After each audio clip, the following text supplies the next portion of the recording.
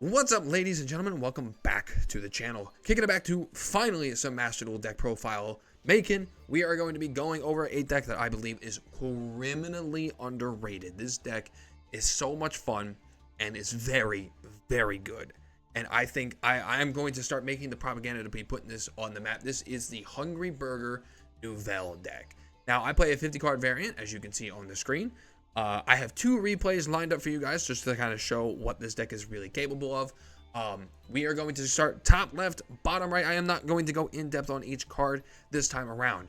If you guys would like specifics on what each card do, please ask down below, just so I can avoid making this video too incredibly long. So we're going to go through each card. I'm going to tell you why. We're going to tell you maybe like a brief explanation of what the deck does, its strengths and weaknesses, and then we're going to hop in some replay, two replays I got lined up. So, let's get through the deck list. 3 Max C, this is an absolute must. 3 Diviner of the Herald, this is an absolute must at 3. If you were playing a ritual deck, this card is just too good. 3 Ash Blossom, pretty specific. I play 1/1/1 of the Imp package with Candle, Talismandra, and Chalice Slime. I do not play the ritual in this deck. I've tried it out and I've never used it, so there's kind of no point for me playing it. It just kind of felt like a wasted slot, so I took it out to replace it with some other cards. The Pendulum Monster must be at a 3. You need this card at a 3. You want to see this card as often as possible. For the rituals, we play 2 of the 1, 1 of the 2, 1 of the 3, 1 of the 4, 2 of the 5, 2 Hungry Burger, 3 Ben 10, and 1 Grills. Now, these ratios are adjustable as you see fit. The level 1 is a definite at least 2, I believe. Everything else can be put at 1. I like playing Hungry Burger and this at 2 just to give it a little bit more consistency for my combos later on. 3 Ben 10, you can play this at 2, but this card is an absolute must in this deck. So 2 or 3 is perfectly fine. And then Battle Grills is either 2 or 1 or 2. You don't want to be seeing this card too much. You want to be special summoning this card with your other Nouvelle cards. So the ritual monsters, the way that they work is that any the level 1 and 2 have to be targeted. Anything, the level 3 and 4 have to have something on the field targeted or attacked. And then these cards just kind of do it, but the way that they work is that they tribute attack position monsters on either side of the field to ritual climb. So the 1 goes into the 2 or 3, 2 goes into the 3 or 4, the 3 goes into the 4 or 5, the 4 goes into the 5 or 6, the 5 goes into the 6, and then the 6 is where it stops. So it is ritual climbing up the levels. And is tributing monsters on either your board or your opponent's side of the board to continue to special summon your cards to get their effects and build up your combos that way. There's a lots of interruption that you can do with this deck, a lot of interaction with just this alone. Now onto the spells and traps. We play 1 for 1, just because 1, it can only be played at 1, and 2, it's just great for getting out this card. We play 3 and 2 of the preparation cards, really phenomenal cards. This one I believe is a must at 3. This is a must at 2 or 3. We play 3 of today's menu. I believe this is an absolute must to have at 2 or 3. This is an absolute must at 3. Any other Nouvelle player will try and say that you can budget this card at 1. You cannot. You need this at 3. This card is incredible. 2 and 1 of the ritual spells because they're so easily searchable and recyclable. So you can fiddle around with the ratios, but this is something that works for me. 2 Galbai, 2 of Concours de Cuisine. 3 of Concours de Cuisine. Either 2 or 3 is perfectly fine, and then 1 and 1, the chef's special recipe and the recette de personnel. You don't even have to play this card. I just like it for the fact that it self-manipulates and does just like some extra shenanigans and just kind of help activate the deck. And then this card is super searchable by this, your field spell, your level 5. Like, it's super searchable, super recyclable until it gets banished by its own effect. In the extra deck, we play 1 Intis, 2 of the Pastille Couverture because it activates off of this card here. Absolutely phenomenal. You need this card at 2. 2 of the Herald of the Arclight. This must be played at 2. Phenomenal card. 1 Chaos Ruler, 1 Excel Synchro Stardust Dragon, 1 Baron de Fleur, 1 Sword Soul Chengyin, 1 Nightmare Cerberus, 1 IP Masquerena, 1 Herald of the Mirage Lights. You don't even need to play this card. I like it for the potential that it could have, being an Omni Negate, as long as you have a fairy in your hand, and you do have some fairy targets that you could use for it. So it is possible to use this card. I have used it at least once or twice, but it's not needed. Just keep that in mind. 2 Dynamondo, because this card is incredible, must be at least 2. And then 1 Underworld Goddess. So this is the deck list. Like I said, I have 2 replays lined up for you guys so we can kind of show what this deck is capable of. And we're going to start off with it. We're going to start off with this one here, as a matter of fact. So this deck, this started out as a really big brick. The deck does not brick a lot. It does, though, brick from time to time, but it has insane recoverability. So we're going to put this on 2x speed, and I'm just going to kind of commentate. Go. As you can see, my hand is awful, but we at least have the Max C to allow us to draw cards as he plays the card game, which we're just going to immediately shotgun. He is on Springins, which is a very rare deck. You don't see this all too often, but it was a very neat deck list that I saw. Unfortunately, the player himself didn't really play this deck to its fullest capabilities, most likely because he was a little new with it.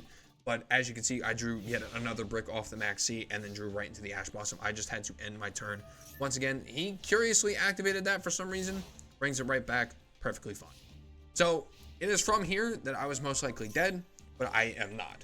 And this is what I mean by how well this deck recovers off of a brick, so long as you survive it. Thankfully, there are a lot of decks in the meta right now that don't necessarily OTK, they just go for interruption. So as long as your opponent didn't set up any form of negate, watch this. So off of 1 Concours de Cuisine, we are now playing the card game. He curiously does that again, but it is perfectly fine. We get out our level 1 Pendulum, and we search for a card so we can start Pendulum summoning. I go into the level 5, which allows me to search for the Field Spell. The Field Spell allows me to grab the Omni Negate. Now that we have a Ritual Engraved, we can activate the full capabilities of Preparation of Rites. We're using this to bring out Balgrills. And you can see where the combos are going from here. We're going to be bringing out the level 4 by using Ben 10. Ben 10 is going to trigger off. I'm going to use this to get rid of some of his Springing cards in the grave. Herald of the Arclight comes in. Now we have follow-ups for the next turn. We're going to go into IP Masquerano because a really neat combo that you can do is go into IP Masquerano on your turn. It activates the golden apple. I'm just going to keep talking. Bring out IP on your turn so you can use Dynamundo on your opponent's turn in order to send a card back to their deck on their turn, which is really useful interruption, especially if you have cards that can fully take advantage of it. So yeah, he brings back this guy and unfortunately dumbly puts it in attack position. I'm just not even going to bother. We're going to go right into Underworld Goddess. And as you can see, I set up a full board with 4 very powerful cards in my hand, an Omni Negate, an Ash Blossom, all off of a brick. I bricked really hard, but again, like the fact that he gave me 2 turns was something. But if you had actually drawn into that card off of your first turn brick and survived, because that actually happens a lot in the meta nowadays, because not a lot of the decks are suited on OTKs, they're just suited for controlling the board.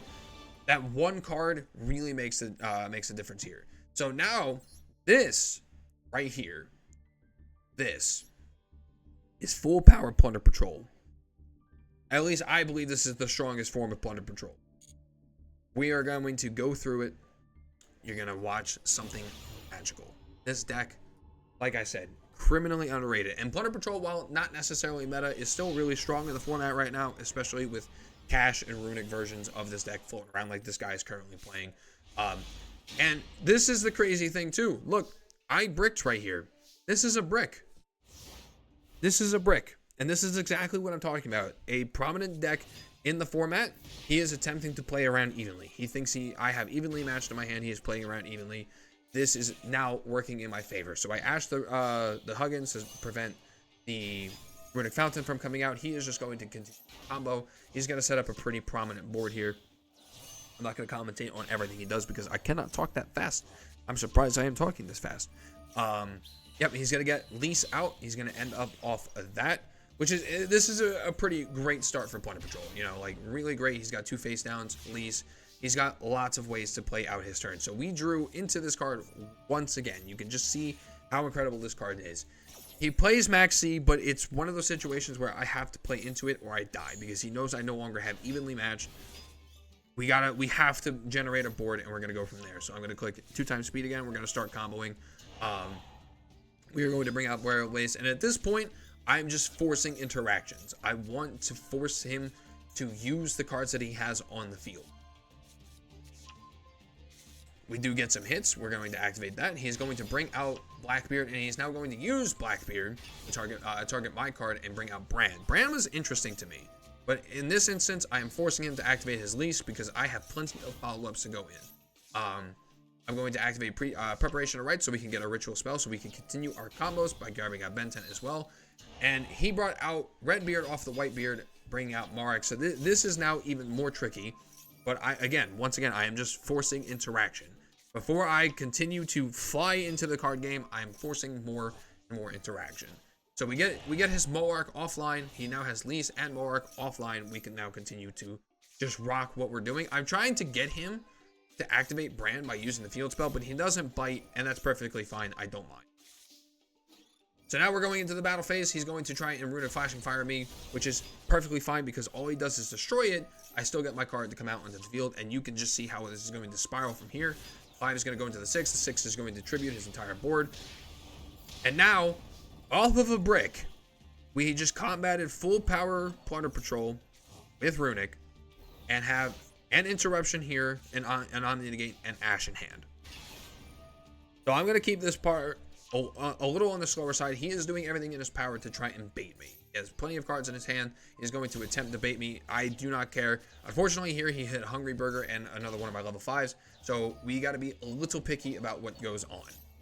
I do not want him drawing any more cards, so I'm going to Ash Blossom the Rune Fountain.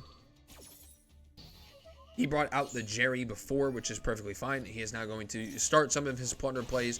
He plays, he's playing as aggressive as this deck allows, but he knows that he cannot go any further because I have cards on the field that are going to pop him. He's going to attempt to shotgun the Blackbeard and then follow up with a Runic because he was baiting Eyeball Grills, but I have the Omni Negate set. He is now done. He cannot activate any more cards because this is a counter trap. We are good to go. So that's going to stop this. Blackbeard is still going to bring out a card, but it doesn't have a card attached to it, which is the really important part. So we are forcing more interaction here. He is going to attempt to pop with Fenrir, but because we special summon Hungry Burger while this was in the graveyard, we can banish it to tribute the rest of his board. And then from here, there is quite literally nothing he can do. I am only playing the card game at this point just to make sure I can go for game and bake out anything that he has. He attempts to activate the Maxi. We called by him. And then right here, the magic is done.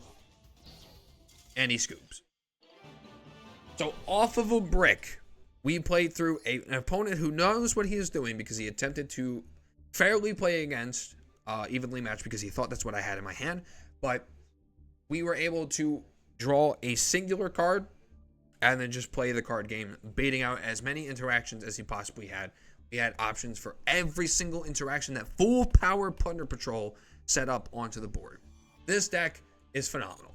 Like, it is insanely criminally underrated, and I'm going to do everything I can to put this deck onto the map. I think it is a lot of fun.